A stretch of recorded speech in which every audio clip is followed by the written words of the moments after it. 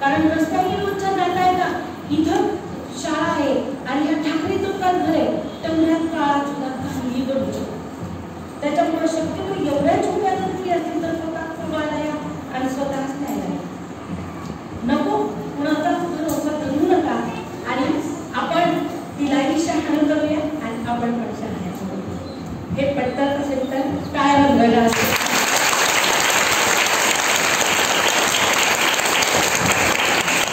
आता आम्ही छोट्या छोट्या नाटकांमधनं तुमचं मुलींशी संवाद साधणार आहोत. हे सगळं तुमच्यासाठी होतं.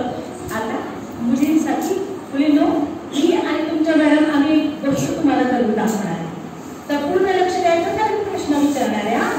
उत्तर जे देतील आपण मॅडम नंतर चॉकलेट देणार. काय हो चॉकलेट कशाला पाहिजे?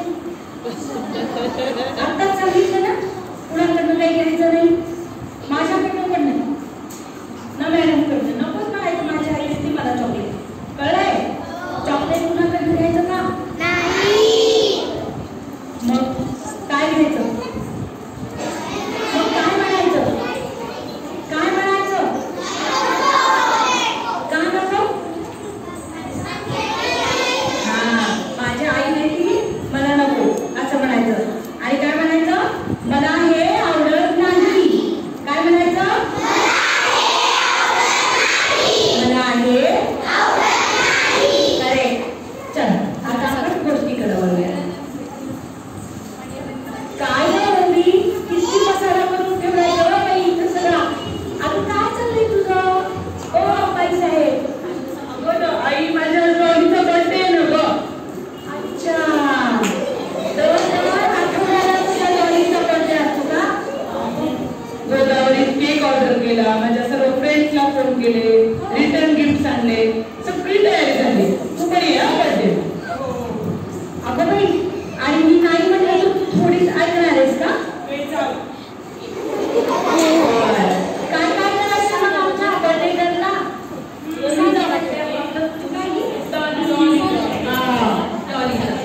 काय काय करते मग डॉली बर्थडे साठी? छान बर्थडे गिफ्ट आणलंय, ड्रेस आणलाय, तिच्यासाठी मी कॅप आणलीये आणि छान डेकोरेशन करणार आहे मी. तुझी ही डॉली अशीच किती मिळाली आहे गं? तिची घाणदारी आहे ती. तिला छान स्वच्छ आंघोळ घालायची नाही का? तू आंघोळ केलीस का? हो मी केली ना सकाळीच. मग डॉलीला घालायची नाही का? घालावी लागेल. चल मग तू येते का सोबत? हो येते. पण तू कशी घालणार आहे मग? मी तिच्यासाठी मस्त शॅम्पू लावणार आहे, तुझा पिअर साबण लावणार आहे आणि छान गरम पाण्याने अंघोळ घाल आणि मग तिला स्प्रे मारणार आहे छान रोज स्प्रे. तुला गोष्ट एक माहिती आहे का? हा सांग ना. तिला पिअर साबण लावला, स्प्रे मारला म्हणजे स्वच्छ अंघोळ झाली का? झाली का गं? काही म्हणलं की नाही. का नाही? का नाही? हा बरोबर आहे.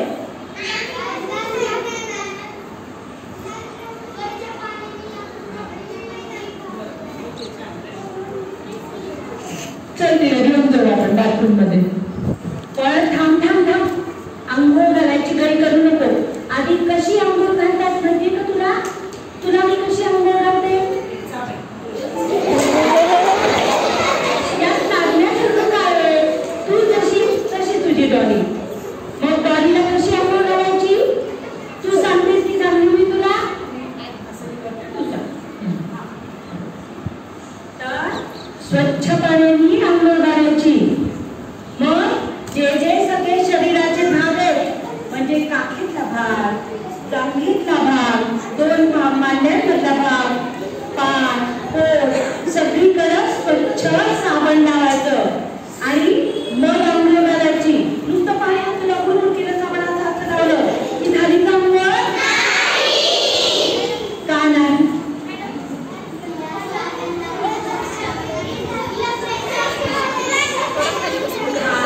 तर शरीराचा प्रत्येक भाग स्वच्छ व्हायला पाहिजे. आता हे जे का आपला हात आहे, ही आपला हात असा वर राहतो का सारखा? खाली राहतो.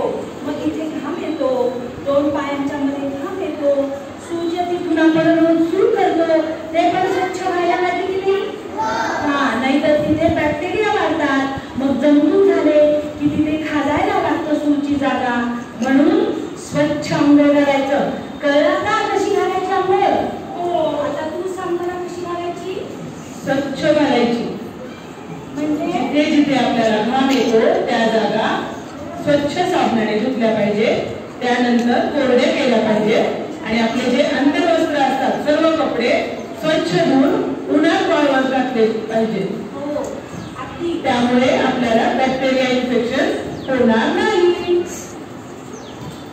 कळलं आता कशी आंघोळ करायची ते? उद्यापासून तशीच आंघोळ करणार?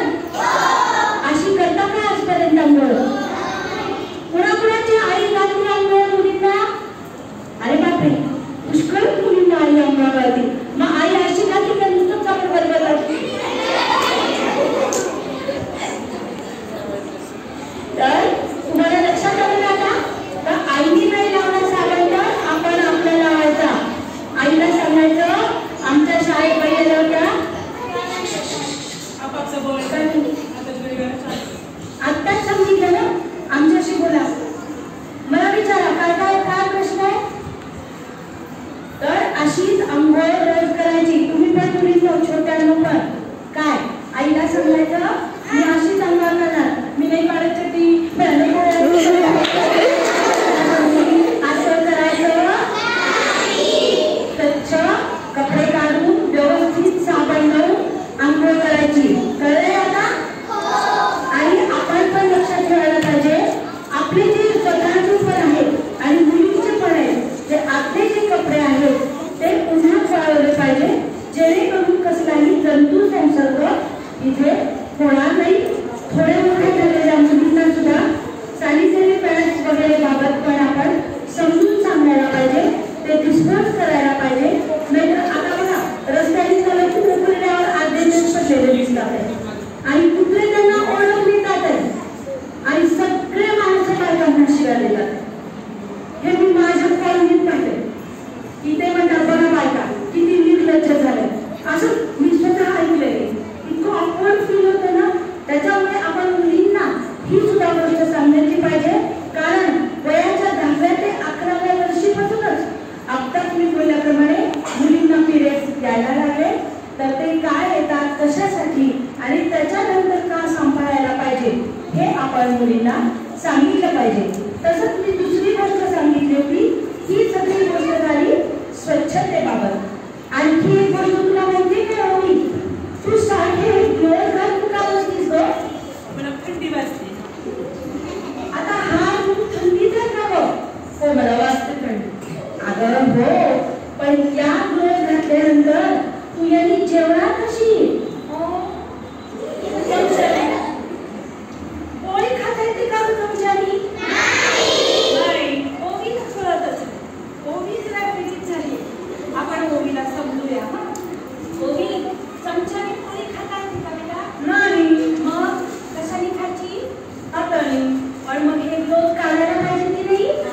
हा, जसं ओवीनी हे ग्लोव्ह घातले कशासाठी घातले?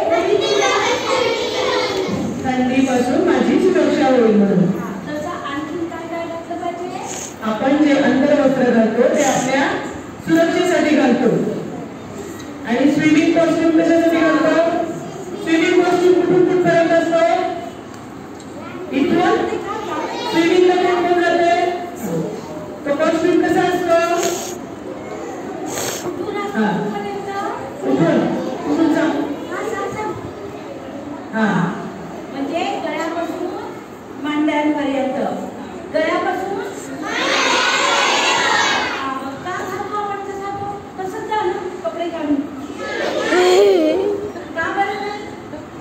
कारण की आपले जे अवयव आहेत ते नाजूक आहेत, त्यांना आपण सुरक्षित ठेवणं आपलं काम आहे. आपल्या सगळ्या गोष्टी आपण सांभाळतो की नाही? आपल्याला आईने दिलेली खेळणी, आपल्याला दिलेलं चॉकलेट आपण सांभाळून ठेवतो आणि ते नंतर खातो. मागच्या शांत बसा. त्यांना पुढे घेण्याचं करा. इकडे येते का तुम्हाला?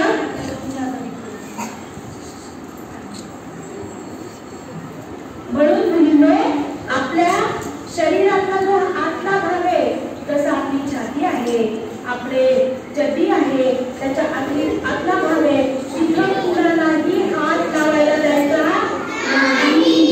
कारण तो आपल्या शरीराचा नाजूक अवयव आहे. तो जर खराब झाला, डॉक्टरांकडे गेला तर तुम्ही दाखवता का? बघा डॉक्टर मला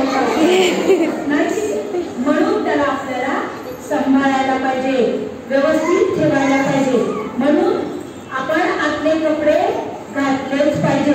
आईला सांगायचं मला हे पाहिजे, मी हे घालणार. आमच्या शाळेत आम्हाला कसं सांगितलंय, लक्षात आलंय ना आता? आपल्या शरीराला आपल्या बाळाला कुणाला हात लावून द्यायचा का? आणि कुणी लावला तर काय म्हणायचं? Good girl. स्वतःसाठी काय वागवा.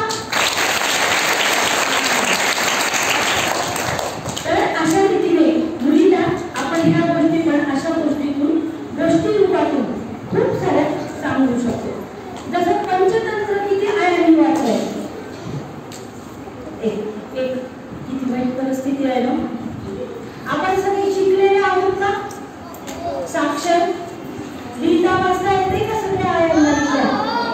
मग का नाही वाचलं? पंचतंत्र काय आहे? त्याच्यामध्ये गोष्टी आहेत. त्या गोष्टी कशासाठी आहेत? आपण आयुष्यात कसं वागायला पाहिजे याच्या धडे देणारं पंचतंत्र आहे. आम्ही लहान असताना अकबर बिरबलाच्या सुद्धा गोष्टी वाचलेल्या आहेत. तर एकदा मुलीला एक गोष्ट सांगते ऐका. एकदा अकबर बादशहानी बिरबलाच्या मुलीला बोलवलं आणि तिला सांगितलं की हे काम आहे, ह्याच्यात इथे बस आणि अंघोळ करायची म्हणे. इथं मुलीला कळत ना की आपल्याला अंघोळ का करायला लावायला लागेल. पण तिचे बाबा म्हणाले की तू बिरबलाने सांगितलं बरं जो देखावीन सांगताय तर बस तू डबामध्ये. ती बसली आणि जेव्हा तिचा फ्रॉक काढण्यात आला तेव्हा तिने पटकन असा हात केला. तर मग तिला अकबराने विचारलं की तू तुझं फ्रॉक काढला तर तू असं का केलंस? तर तिने सांगितलं जे पहिल्यापासून आहे शरीर त्याची मला वाट वाटत नाही, पण जे हळूहळू माझं शरीर बदलायला लागलंय ते लोकांना दिसत आहे म्हणून मी असं केलं. तुमच्यातल्या ह्या ज्या पुढच्या मुली आहेत ना मागे बसलेल्या, त्यांच्या ही गोष्ट लक्षात आली आहे ना? म्हणून स्वतःला कुठेही उघडं वागडं फिरवायचं नाही. स्विमिंग कॉस्ट्युम जरी घातला तरी पण तो व्यवस्थित घालायचा, कुणासमोर काढायचा नाही. पूर्वीच्या काळी पण आया कधीच कुणासमोर कपडे बदलू देत नव्हत्या मुलींना. आता पुन्हा तीच वेळ आली आहे. तर ह्या सगळ्या गोष्टींमधनं आपण स्वतःला धडा घ्यायचा आहे आणि मुलींना पण धडे द्यायचे आहेत.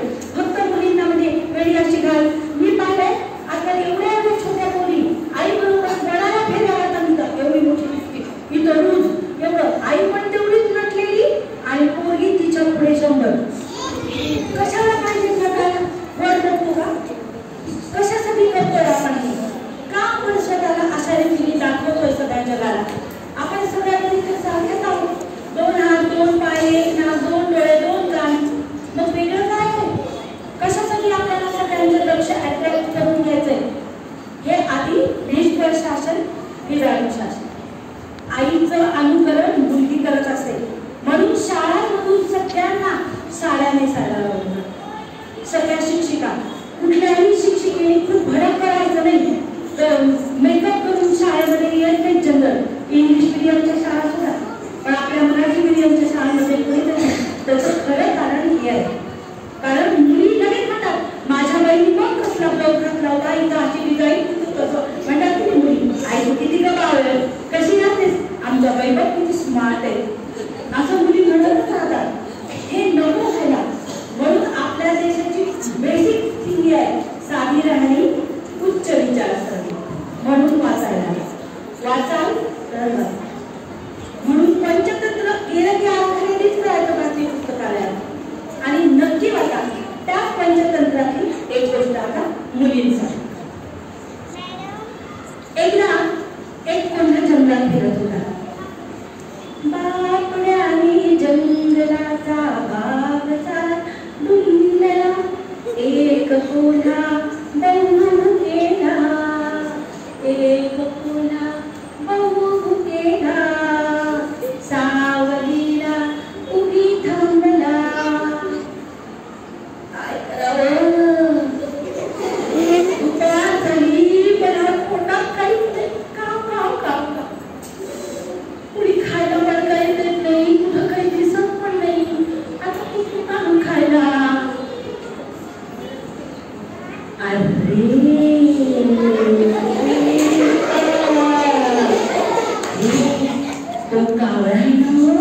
त्याच्या तोंडात बिस्किट आहे.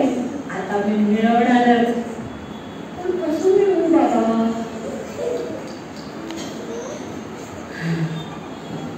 कावळे दादा, ओ कावळे दादा, कावळे दादा, तुमचा रंग किती छान काळा काळा, तुम्ही किती सुंदर दिसता.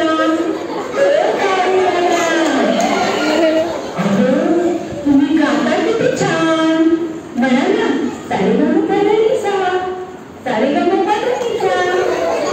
कावळे दादा, कोकिल, चिमणी, मंजूळ गाणी गातात, किती मंजूळ गाणी. तुमचा आवाज खूपच छान, म्हणून म्हणतात तुम्हाला महान. कोण कावळे दादा? थोडा विचार करा आणि एकच गाणं म्हणा, एकच गाणं म्हणा. ओ कावळे दादा, कसं मिळवलं आता मी खातो. डिंग डिंग डिंग डिंग.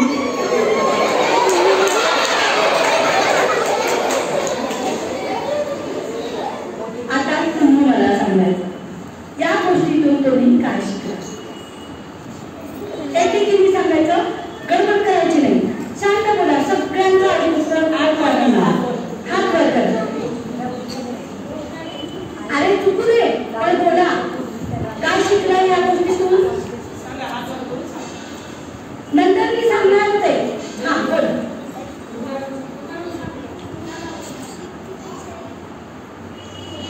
आपला आवाज ऐकू येत नाही तर काय बरं.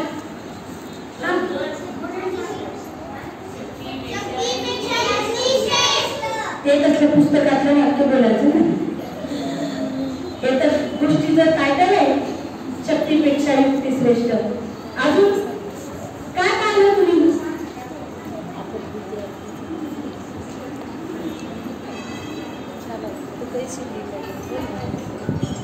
आपल्या